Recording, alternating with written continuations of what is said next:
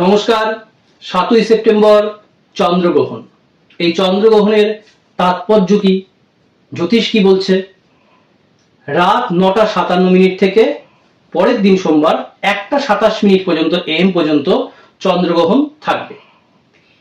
এই গ্রহণ কোন কোন রাশির জন্য ভালো? এই গ্রহণ মেষ রাশি, কন্যা রাশি, তুলা রাশি, ধনু রাশি ও মকর রাশির জন্য শুভ। এবার চন্দ্রগ্রহণটা কিভাবে হয়?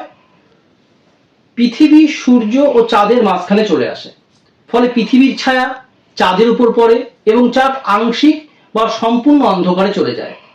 এটাকে সায়েন্টিফিক ব্যাখ্যা হচ্ছে চন্দ্রগ্রহণের। এবার জ্যোতিষশাস্ত্র কি বলছে? জ্যোতিষশাস্ত্রে চন্দ্রগ্রহণকে শুভ মনে করা হয় না, কারণ ছায়াগ্রহ রাহু কেতু চন্দ্রকে গ্রাস করে, এটা ধরা হয়। আর চন্দ্র মন ও আবেগের প্রতীক, তাই গ্রহণকালে মানসিক অস্থিরতা, পারিবারিক ঝামেলা ও স্বাস্থ্য খারাপ হতে পারে ধরে বিশ্বাস করা হয়।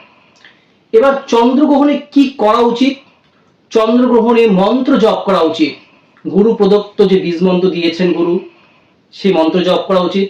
যাদের দীক্ষা হয়নি তারা কি করবে? বিষ্ণু মন্ত্র জপ করবে, শিব মন্ত্র জপ করবে, বা সরাসরি চন্দ্রের মন্ত্র জপ করবে। আমি চন্দ্রের মন্ত্রটা আপনাদের বলে দিচ্ছি।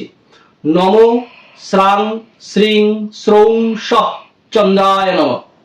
এই মন্ত্রটা আপনারা বিনা কাউন্টিং এ যতবার ইচ্ছা আপনারা জপ করে যান ওই গ্রহণ চলাকালীন সময়ে, দেখবেন আপনারা ভালো ফল পাবেন। এইবার এর পাশাপাশি আপনারা মনকে শান্ত রাখতে আধ্যাত্মিক শক্তির আহরণ করতে পারেন, ধ্যান করতে পারেন। যে কোনো দেবদেবীর ধ্যান আপনারা করতে পারেন, সেটা ভালো।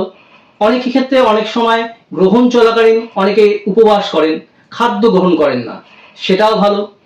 এবং গ্রহণের শেষে পবিত্র স্নান খুব ভালো, সেটা গঙ্গা জল হতে পারে বা পরিষ্কার জলে হতে পারে, স্নান করাও খুব ভালো।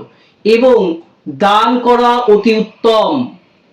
যারা সত্যিকারেরই সমস্যায় আছেন সেই সমস্ত মানুষদের অন্ন বস্ত্র আপনারা দান করুন।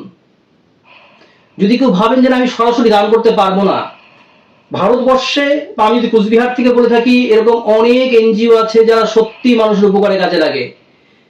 কিছু মানুষ আছে যারা নিজেরাই দানগুলো করে থাকে। আপনারা তাদের সাথে যোগাযোগ করুন, যেভাবেই হোক মানুষের পাশে এসে দাঁড়ান, দেখবেন এতে উপকৃত হবেন।